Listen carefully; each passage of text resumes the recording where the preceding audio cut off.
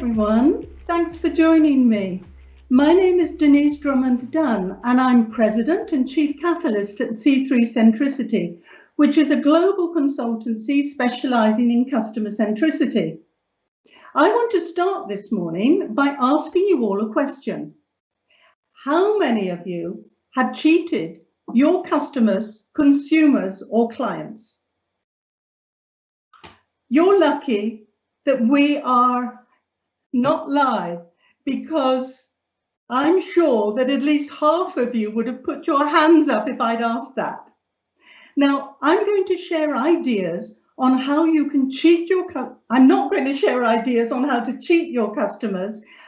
What I want to share with you are examples that are actually the opposite. I will show you some examples of companies that cheat, but I want to talk about customer centricity. As you know, the most important attribute a company or brand needs to develop in its customers is trust. And purchasers, unfortunately, just don't trust us anymore. 3 of the 4 main reasons why buyers don't buy is because of a lack of trust. They don't trust online reviews, they don't trust online advice, and they certainly don't trust salespeople anymore. So if building trust is so important, what exactly is it? I think we need to understand that. It's not enough to simply be honest, according to at least this research from Salesforce. On the right, we see such things as security, reliability, and privacy, clearly dominated by online experiences. On the left are more general associations of trust, such as authenticity, confidence, ethics, and transparency. In other words, customers want to trust companies and brands that are who they say they are. But trust has become increasingly difficult to earn. In fact, 54% of customers say it's harder than ever for companies to earn their trust. In today's socially connected world, it surprises me that so many organizations continue to believe that they can just get away with it, whatever it is. So I believe it's time to call them out with some examples of the more bad behaviors, the most common ones that I've found. And then I'm going to speak about what other companies are doing to be honest and build long-term trust for their brands. Let me start with packaging. In the personal care area, cheating can be quite subtle. This example from L'Oreal, the front label says new, and underneath the word, it says rich in care, whatever that means. However, turn the bottle over and we see the word new refers to the new pack design, not to the product.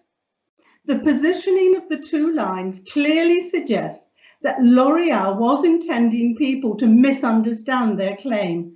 They really should know better, shouldn't they? How would you feel when you got home and found you'd bought exactly the same product as your current one? Disappointed? Angry? Well, you certainly would be if this bottle was also more expensive, which is often the case for anything new. In the food industry, cheating seems to have become the norm, I'm sad to say.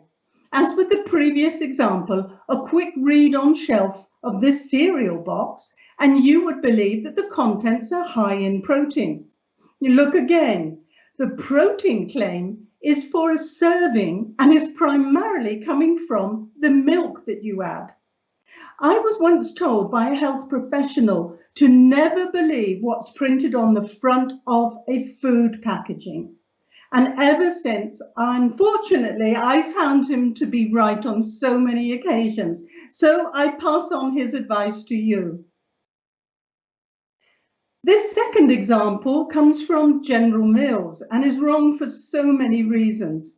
Firstly, they made the pack bigger, which means more cardboard, when most manufacturers are trying to decrease it. But in addition, the contents are actually 2% smaller. Perhaps they wanted more shelf impact, but they decided to take a hidden price increase at the same time by reducing the size of the contents. That is so wrong. The final packaging examples come from the beauty industry, where misleading packaging also seems to be the norm. From tiny bottles packed in large plastic holders and even larger boxes, as can be seen in this example, to huge boxes containing tiny pots of cream and large plastic holders and spray tops to maximize the impact of the few drops of product it actually contains. Think what a saving in materials and shelf space we could make if beauty products and others were sold more honestly. Okay, let's move on to dishonest products. How would you feel if you ordered the dress on the left and received the one on the right? Now, the young lady who was expecting an unforgettable occasion when wearing it clearly saw the funny side as she posted the two pictures on Facebook. Unfortunately, this is just one of millions of examples that people have had and posted when ordering products from Asia, mainly China, to be honest. The product was certainly cheap, but it didn't deliver on its promise. I can only assume that the manufacturer relies on making money from the first purchases, as no one would repurchase from them afterwards. They have lost all trust, and the hassle of trying to return the product to China for a refund is made so difficult that many just give up and put the experience behind them. Therefore, they have little to lose from doing this, the company that is, at least in the short term. But I've seen several Chinese warehouses have changed names, so it looks as if people are getting wise to their game. 3 products now from the confectionery business. The first one does say it's solid chocolate, and that's true. It's just that you only get half a cup and not the whole one that I bet purchasers were expecting to get when they bought it. This example makes me wonder how any marketer could accept to do such a thing to their customers. Apart from the excessive cardboard used, it's clear that the intention was to cheat the customer. The purchaser thought that he or she was getting far more product than the actual contents of the pack due to this insert. And the last confectionery example must have been a manufacturing nightmare to position those cranberries precisely so that they're seen through the transparent section of the packaging. Oh, wait a minute. I just saw that it says it's handmade. So those 6 cranberries were carefully placed on the tablet by hand. Maybe that's how they could use the claim of handmade after manufacturing the chocolate tablet by machine. Okay, now as many, if not all of you are working in the retail business, let's move on to that area. A lot of supermarket chains now offer own brand products, such as this pizza that comes from Morrison's supermarket chain in the UK. Now, to be fair, I think most pizza packs suffer from the same dishonesty in the portrayal of what's inside. In fact, I think the issue is pretty rampant in the food industry in general. From enticing images on front of pack to the disappointing contents inside, we're regularly shocked by just how far from reality the product photos are. And I'm sure you've all compared a McDonald's or other burger in their advertising to the flattened, soggy mess you receive in their fast food outlets. This Colgate promotion doesn't actually say that the 3 packs are the same size. It says it's a value 3 pack, but purchasers should be forgiven for understanding it in this way, and no doubt that was the intention. I find it sad that even large multinationals are stooping to such low levels to get more money out of their most loyal customers. After all, you wouldn't be buying this multi-pack to try the brand for the first time, would you? Speaking of promotions, let's look at shelf labels, because that's how retail announce them quite often. I find this one almost laughable because it's so clear. I took this photo in a 99p store in the UK where everything is like 99 pence. So why bother to pretend that this is a discount from the regular price of 99p? I don't think that that is what most people would think of as being a price crunch, as they call it. Do you? This one I photographed in an athletic shoe store, and it also is cheating the buyer. The now price suggests that it was more expensive before. Well, in this case, it's true. It was indeed priced higher, but by exactly 1 cent.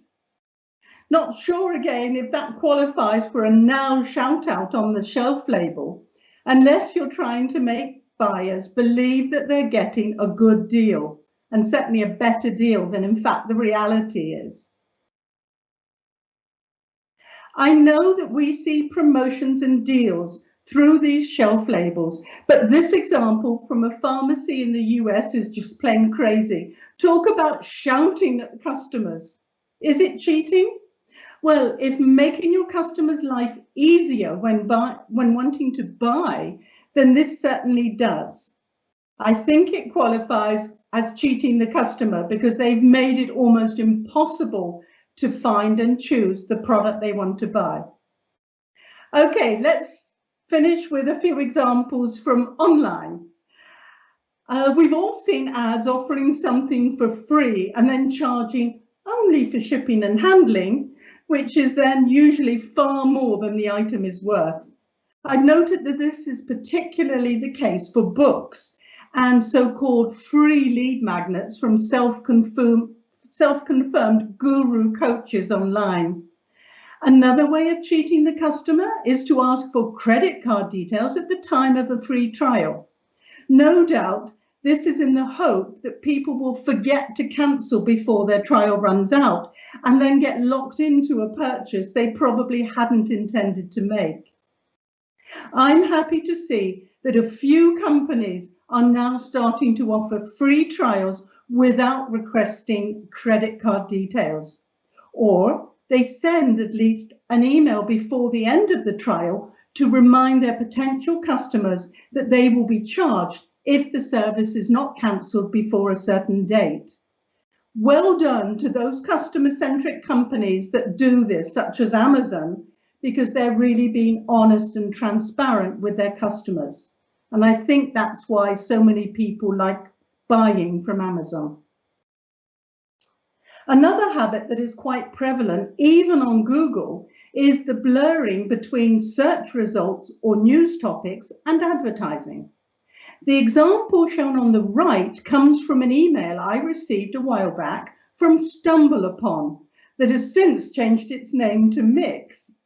Their attempt to hide advertising amongst their list of suggested new topics irritated me so much that I cancelled my subscription.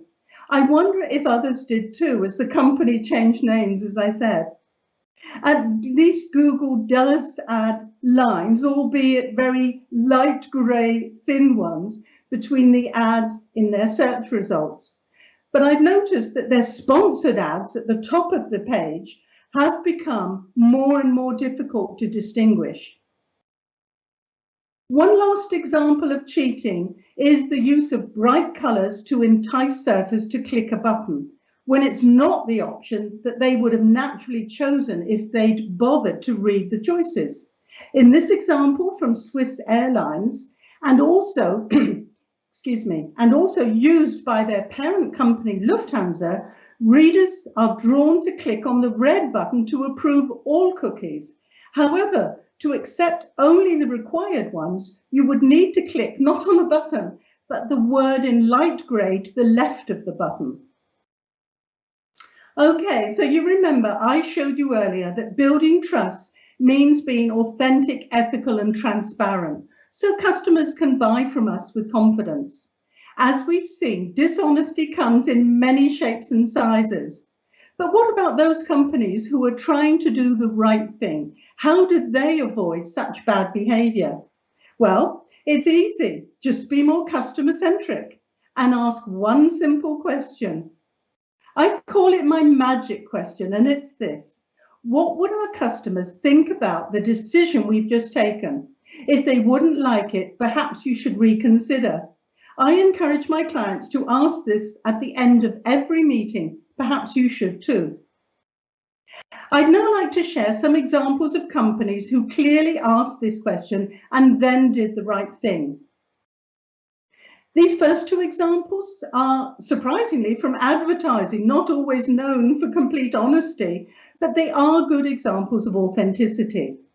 One company who's benefited from telling the truth for decades, and there aren't that many, are there? It's Avis.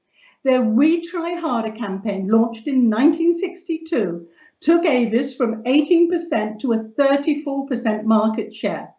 Almost 60 years on, it's still their slogan, and that in itself is amazing. Another example of a company who tells it like it is the Swiss financial institution HypoSwiss.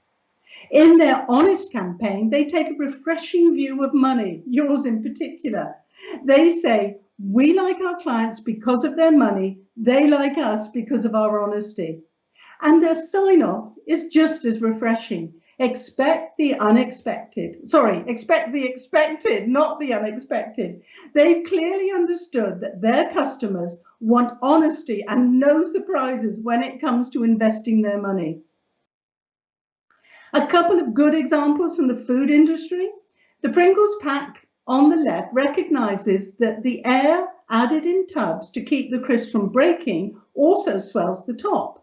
They've added the slogan bursting with flavor to add a positive and fun note to something that would be perceived negatively, since a swollen pack normally suggests the content's gone off.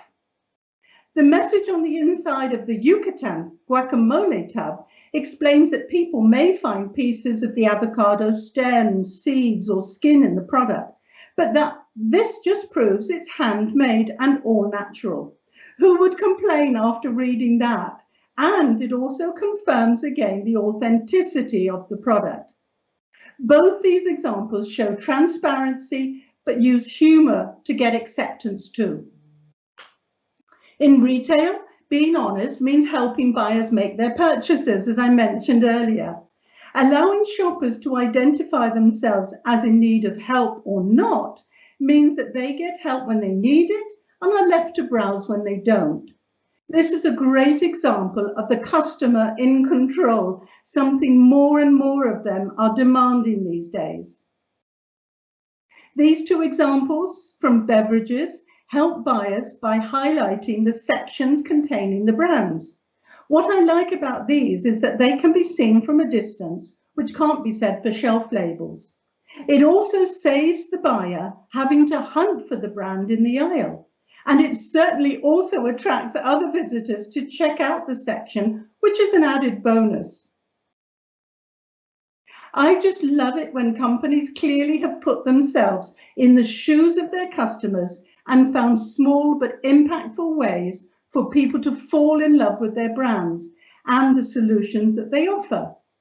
This one is to help customers build their flat pack furniture that they've bought. And I'm sure many of us would pay extra for this added convenience. And yet it probably doesn't cost the hardware company a lot more to make, but it does provide much greater value to the purchaser. Another example of this is, and again, not expensive to add, is this showing where the sides and the top and bottom of a fitted sheet is. And I'm sure that every bed maker would love that. As I said, putting yourself in your customer's shoes will highlight many ways that you can make their lives easier. This example is in reality a tiny change, but one that would tip the balance when buying fitted sheets.